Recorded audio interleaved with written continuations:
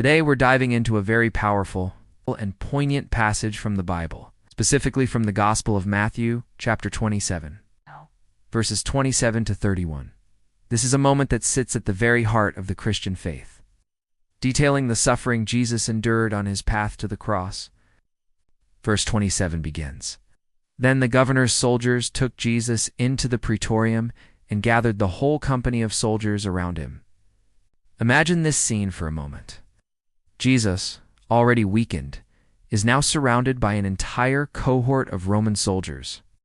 He is completely isolated, standing alone in the face of this overwhelming force within the governor's palace, a symbol of Roman power and authority. This sets a very stark and intimidating stage for what is to come next. The passage continues in verse 28. "They stripped him and put a scarlet robe on him." This act is profoundly symbolic. They strip away his own clothes, a deeply humiliating act, and replace them with a scarlet robe. This robe was likely a soldier's cloak, a cheap imitation of the purple robes worn by royalty. It was the first step in a cruel and elaborate mockery of Jesus' kingship.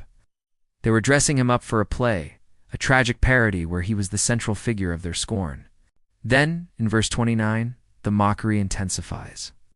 "And then twisted together a crown of thorns and set it on his head. They put a staff in his right hand, and they knelt in front of him and mocked him.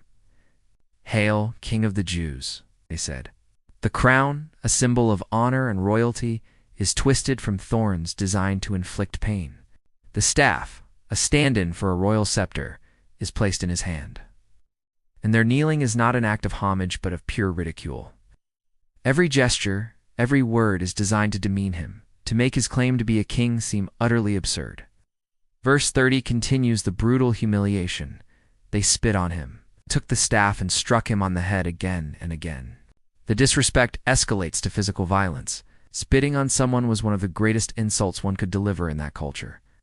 And by taking the very symbol of his mock kingship, the staff, and using it as a weapon against him, they were driving home their contempt. They were not just mocking a man, they were mocking the very idea of his kingdom. Finally, verse 31 concludes this section. After they had mocked him, they took off the robe and put his own clothes on him. Then they led him away to crucify him. The cruel charade is over. They'd strip him of the costume, put his own clothes back on, and lead him out to his execution. The game is finished, and the grim reality of the crucifixion is now imminent. These verses are difficult to read, but they are so important. They show us the depth of humiliation and suffering Jesus was willing to endure. He took on the ultimate mockery, pain, and shame, not because he was powerless, but because of his immense love for humanity. This wasn't a defeat, it was a purposeful journey. In his suffering, Jesus identifies with all who have ever been humiliated, shamed, or abused. He shows us that even in the darkest moments of human cruelty, God's purpose prevails. Thank you for joining me and reflecting on this powerful passage today. It's a reminder of the incredible sacrifice at the core of our faith. If this reflection has touched you, please like, share, and subscribe for more content like this. See you next time.